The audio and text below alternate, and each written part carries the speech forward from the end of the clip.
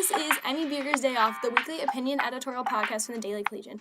I'm Emmi Beuger, and I've been so busy with all of my homework this week that I needed a day off to record this podcast. On today's podcast, we have my producer, Jake. Hello. He's still here, and he's never leaving. And we also have a special guest, one of the Collegian assistant op-ed editors and columnist, Brad Polumbo. Hi, everybody. And today we're going to talk a lot about freedom of speech, specifically on a very liberal campus. So I invited Brad, one of my very close friends, to come on and talk about his experiences writing for the Collegian and for having some more conservative views than the majority of the campus, and how that affects the way that we look at conversation and affects the way that we interact with other people of different political beliefs. So Brad, can you tell us a little bit about yourself and how you got involved with the Collegian? Yeah, absolutely, Emmi. I'm a sophomore here at UMass. I'm an economics and Spanish double major, and I got involved in the Collegian at the beginning of last year. I reached out and wanted to become a columnist, and it's been a great experience. You know, there's definitely a learning curve because I had no experience with journalism at all, but I've really liked the op-ed department. I have found the Collegian to be a very open-minded and receptive and fun place to work. Awesome. Fun fact for everyone, Brad and I hated each other when we first met. Just wanted to let everyone know that. But now, look at us now. So how did you when you first started writing for the Collegian, what was that like? And what was your first article like? And how did that go? Well, so it didn't go well at first at all, if we're being honest. I am obviously more conservative than almost everybody at the Collegian. And there wasn't really anybody like me when I tried to join the Collegian. So what happened is my first couple articles ended up getting scrapped from a combination of factors. Basically, I was still learning how to write opinion journalism, and it's a specific way that you have to write in a format you have to follow. And I made a lot of errors in that sense. But also people were learning, I think in the editorial staff, people were learning how to interact with writers that don't necessarily align with their political views. I think that hadn't been something the Collegian had to do a lot of before. And I think that over the course of the year, the editors became, especially as they got to know me, became much more open-minded and became much more writing-focused in their editing, less so than opinion-focused or, to some extent, censoring. Great. And I would definitely agree that it was a learning curve for all of us. I was, your first editor, I think? Mm-hmm. And that was an interesting experience. But we definitely have learned a lot from you. And so after all those experiences, you decided to apply to be an assistant. What made you want to be an assistant? Yeah, I wanted to be an assistant editor, actually. I hadn't even thought of it, but the former editor-in-chief, Rob Rigo, actually approached me and asked me to apply for the position, and I hadn't really considered doing so. But I ended up deciding to do that because I thought that the Collegian could use somebody like me in a couple senses. You know, I think I'm a strong writer. I think I have a decent foundation of this point about what is good opinion journalism. I also think that there needs to be diversity of thought at any institution, and if everybody thinks the same way, you know, you need that one voice on the editorial board, pointing out counter-arguments, pointing out different points of view. You need somebody else that can look at things with a different set of eyes, and I thought that I could provide something valuable to the Collegian in that sense. So you've talked a lot about how it's important to have a diversity of thought, and from what we've already experienced this far this semester, that's been a little bit of an issue, a little bit of controversy with some of your articles. Do you want to talk a little bit about how that's being received? Yeah, I think UMass prides itself on diversity in terms of, and it should, you know, a diverse campus is an important thing, but in terms of ethnicity, in terms of sexual orientation or gender, or, you know, a variety of factors, UMass is very diversity focused. One area that's kind of gone by the wayside is diversity of thought. You know, the vast majority of UMass professors are very liberal, and so is the vast majority of the student body. And I think what happens there is people just get used to hearing only what they agree with, especially in this age of social media that we live in, where you can block Donald Trump on Twitter and only subscribe to Occupy Democrats and BuzzFeed. It's very easy to get accustomed to only hearing things that are in your comfort zone, that you agree with, or at least are open to. And I think that in many ways, that's a disservice to people. I think that's holding them back from having a complete understanding of most of the issues going on in society. And I think what's happened to some extent with the Collegian is it's almost as if I've penetrated people's comfort zones, their safe spaces. They're used to only seeing things they really agree with from the Collegian, And now this alternate point of view is popping up in their timeline. And some people have had very hostile reactions to that. Can you elaborate a little bit on that? Yeah, I mean, over the course of the year that I've been writing for the Collegian, I have received countless, and I'm always open to talk with people, right? If they email me or want to discuss my ideas or topics, but I've received countless what essentially is hate mail. I've seen if people have sent me long diatribes, personal attacks. People have bashed me on Twitter. I mean, some person the other day just tweeted at my account a bunch of swears, telling me off totally out of the blue. And then if you look at the comments on any one of my articles, it's basically people just, I'm not even sure that they read the articles at this point. They just go straight to the ad hominem. People just bash me in the comments, and they even started a hashtag about me. And you joke a little bit about the hashtag, but I mean, is that something that's been an adjustment for you, or how have you been able to handle all that?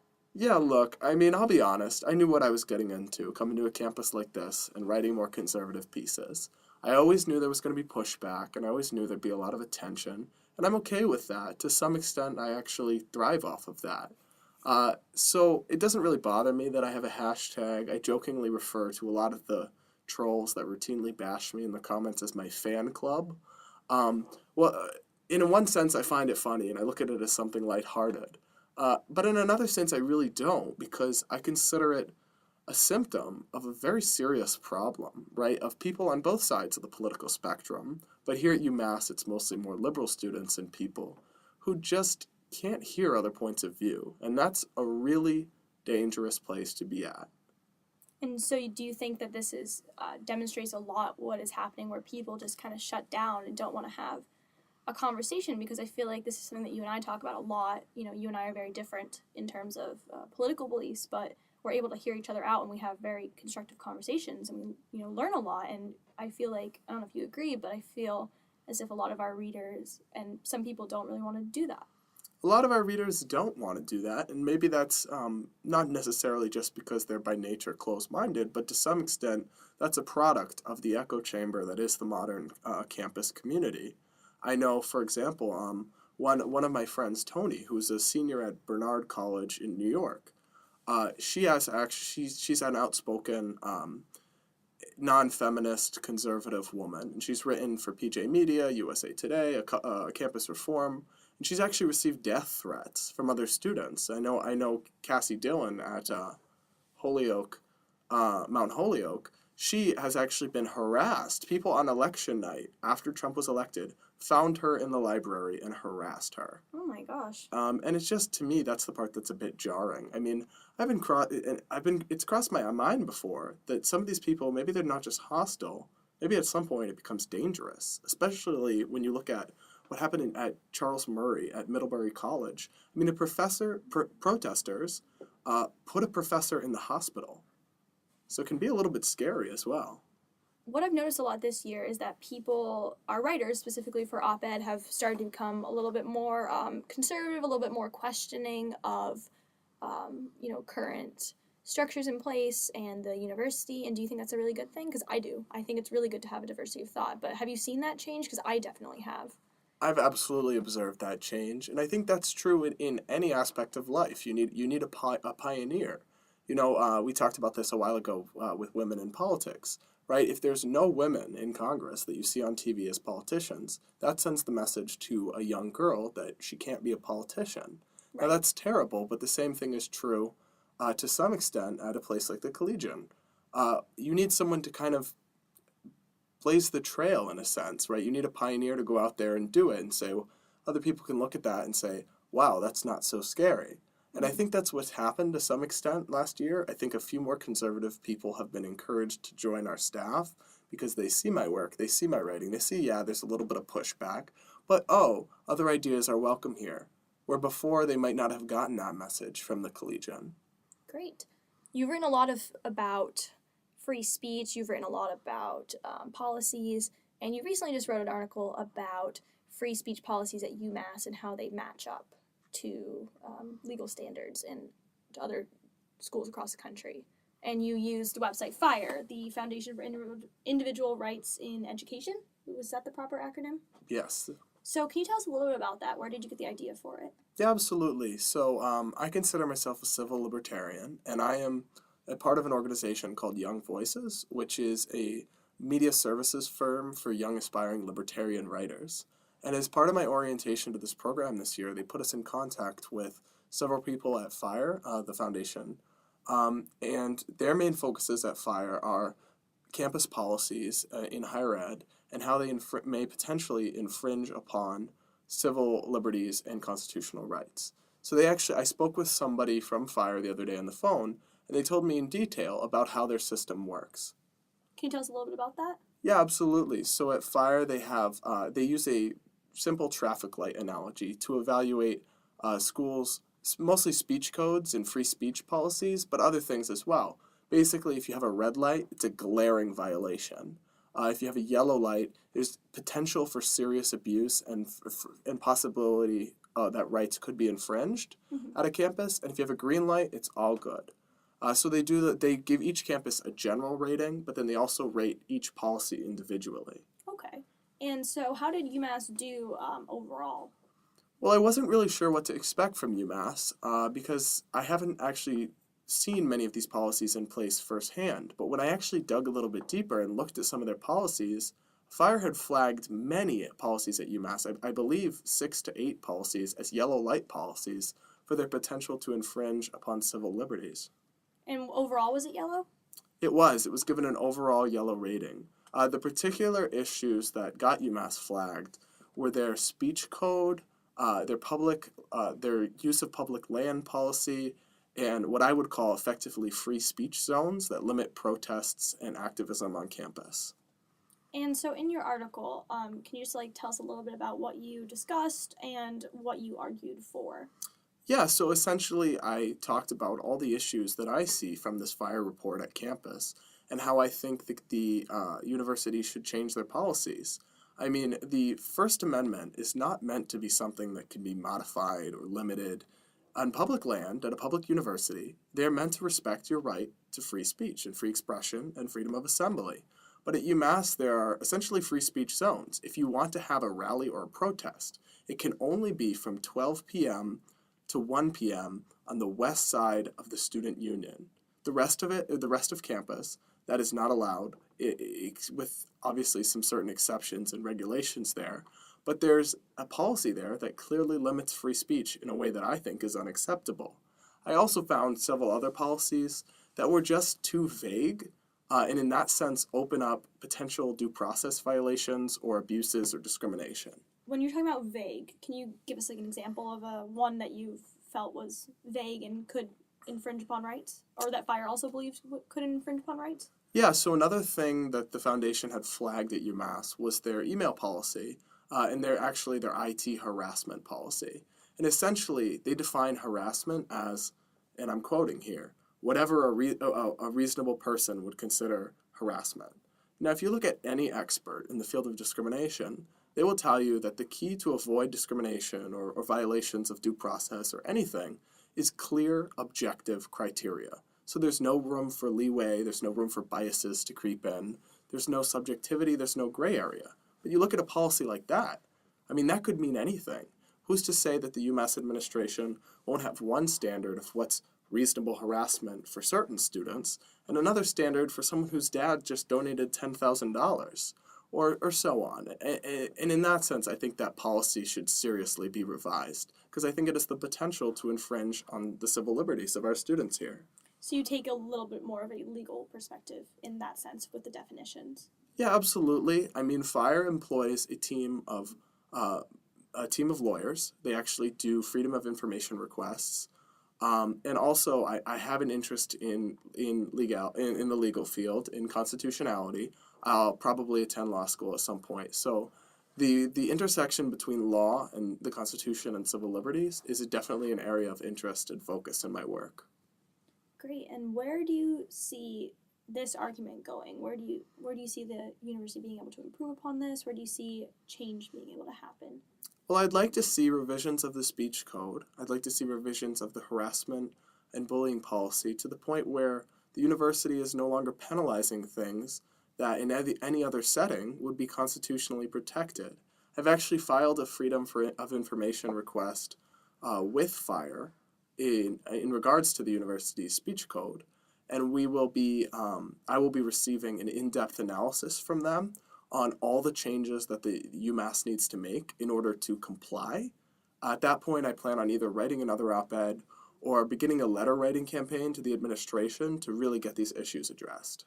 And do you think that these are issues that all students should be concerned with on any side of the political spectrum? Yeah, actually, one of my goals for this letter writing campaign is that I actually think that free speech is a nonpartisan issue. If we can't agree on the right to free expression and debate, then we don't even have a basis to start working on anything else.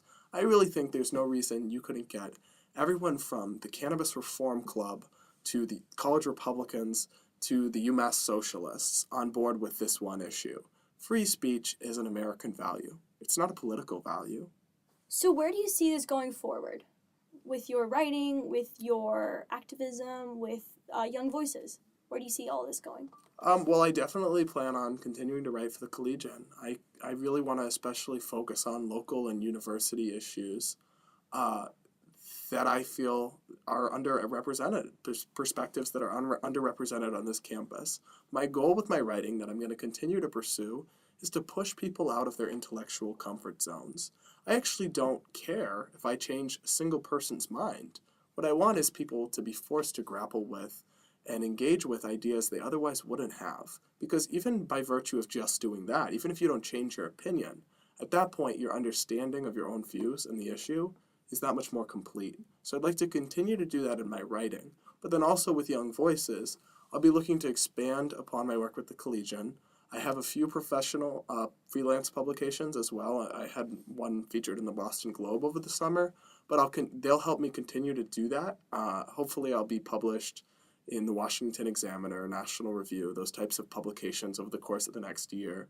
The other thing that they're hopefully help advocates, which is the position I'm in, do is expand our repertoire to also television and radio appearances. Oh, cool. And I would really love to pursue that as well at some point. And what do you think you'd be doing on television and radio and all that kind of different media?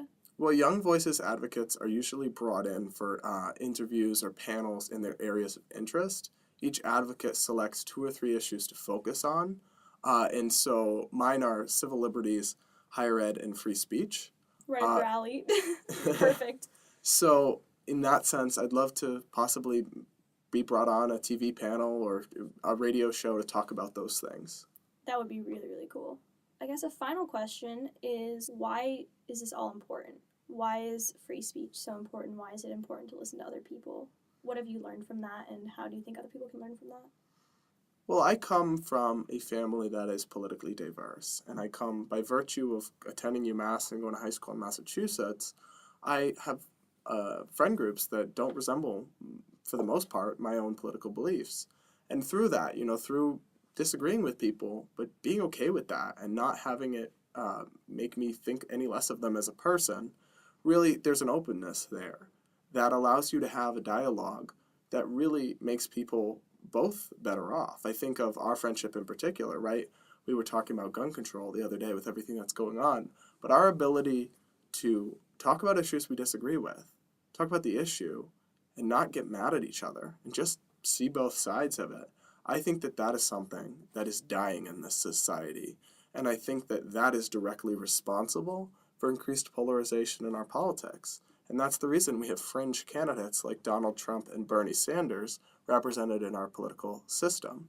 So I think that free speech actually is about a lot more than just having a conversation. I think it has repercussions for the entire American political system. I couldn't agree more. Well, thank you so much for coming on, Brad. This has been a really, really good conversation. I know we always talk about the importance of conversation. Jake, any last words? I guess you could leave the listeners with a bit of reading like last time. If you want to kind of dig into this idea of getting information from both sides of the political spectrum and not encompassing yourself in the sphere, there's a great book called The Information Diet. And it basically goes really into detail about how people have kind of been forced into little bubbles, siloed bubbles of thought, and haven't really been able to bridge that gap. But that's it. Wow. Thank you very much, I will Brad. be reading that. Thanks so much. This has been Emmi Beuger's Day Off, and we will be back next week. Holy